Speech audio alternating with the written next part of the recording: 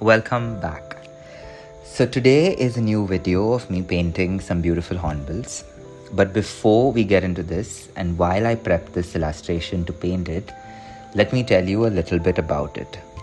So the backstory is that I tore my ACL at the end of March this year in a bike riding accident.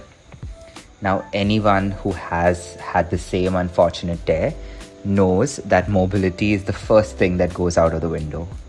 So while I lay in bed waiting for not only the swelling to go out in order to get an MRI scan done, but also to know the severity of any condition, my mental health fluctuated a lot.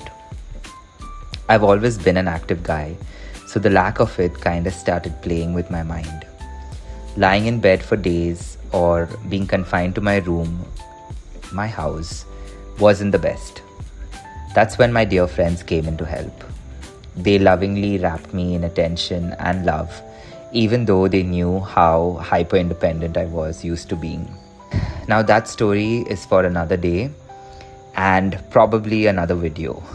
Maybe while I paint the other birds.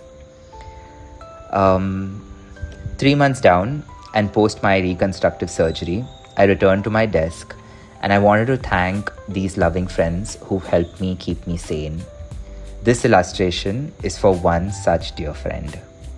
While I've known her since college through my best friend, we have come to be close of late. But that didn't stop her from being there for me through this tough time.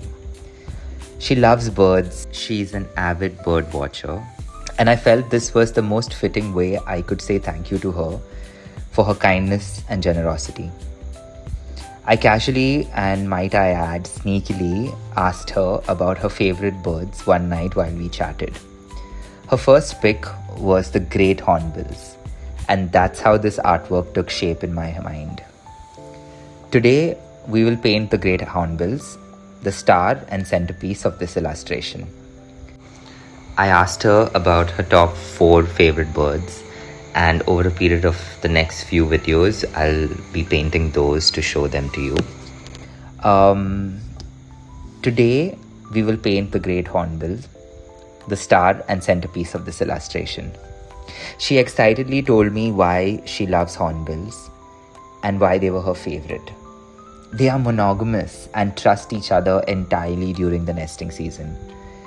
The female hornbill will seal herself inside the trunk of a large tree using fruit pulp, mud and feces, leaving a slit open to be fed through by her male partner.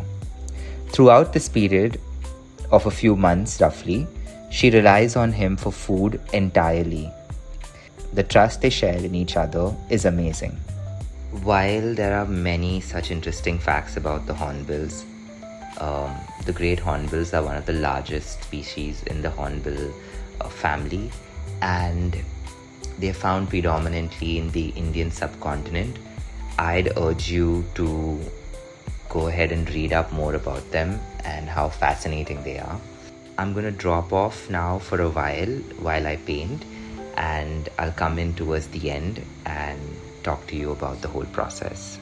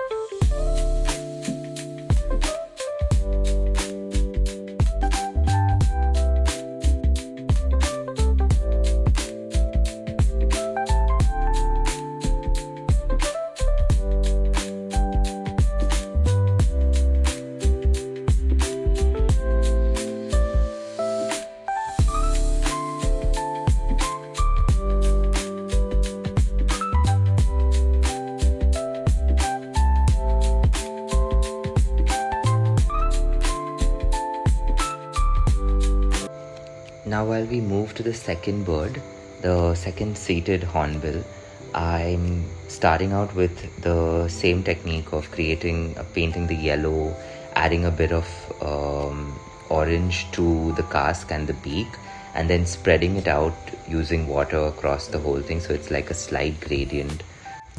I'm going to hop off for a while I paint these birds, and I'm going to come in at the end. Enjoy till then. I hope you follow along.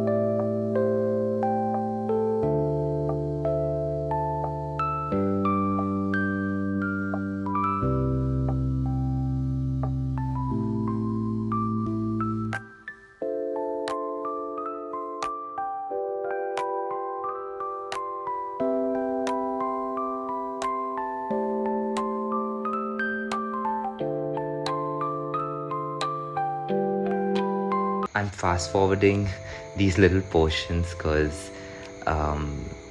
in reality it takes far longer with a thin, you can see the size of the brush. It's far longer if I kept it to the actual speed. First I painted the base layer of the wings and then went in with a very thin brush to create the markings of the feathers.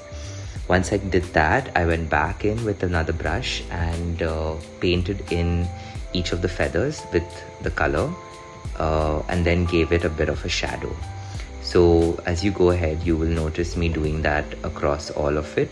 So after I've done the outline of the feathers, I've taken a light wash of black and grey. So to create this color, I've mixed in a bit of brown and a bit of grey and very little black. Mixed it all together to create this greyish tone, but it's not a cool grey, it's a more warmer grey. And I've used it as a slight wash across the entire thing, thereby subduing the outline and making it a little more softer. And then I go in at the end with a little more color, a darker color, and I created the shadows across each of them in certain spaces so as to give it that elevation.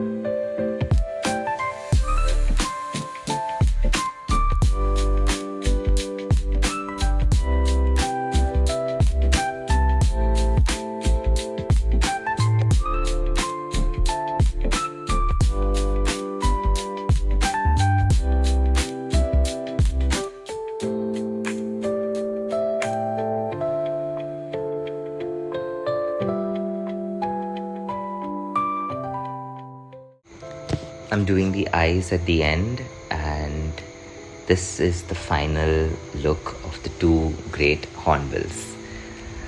I have three other birds. I have three other birds to paint, and they're going to be coming up in the next few videos. So if you'd like to learn or watch me paint them, get an idea of different techniques of how to use it, subscribe, and I hope to see you around in the next video.